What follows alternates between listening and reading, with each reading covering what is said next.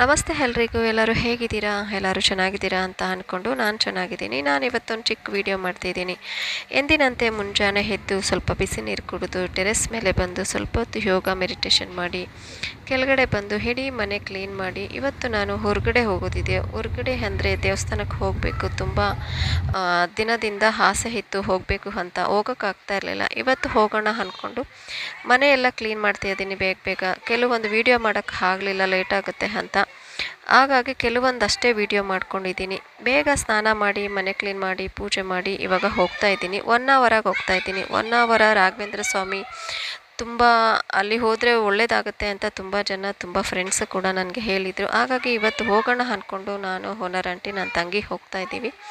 ಅಲ್ಲಿ ಹೋಗಿ ನೋಡಿದ್ರೆ ತುಂಬ ರಶ್ ಅಂದರೆ ರಶ್ ಇತ್ತು. ನಾನು ಫಸ್ಟ್ ಟೈಮ್ ಹೋದೆ. ಅಲ್ಲಿ ಹೋಗಿ ಏನಾಯಿತು, ಏನು ಕತೆ, ನಾನು ಏನು ಮಾಡಿದೆ ಅಂತ ನೆಕ್ಸ್ಟ್ ವೀಡಿಯೋದಲ್ಲಿ ಹೇಳ್ತೀನಿ. ಫುಲ್ ವೀಡಿಯೋ ನೋಡಿ.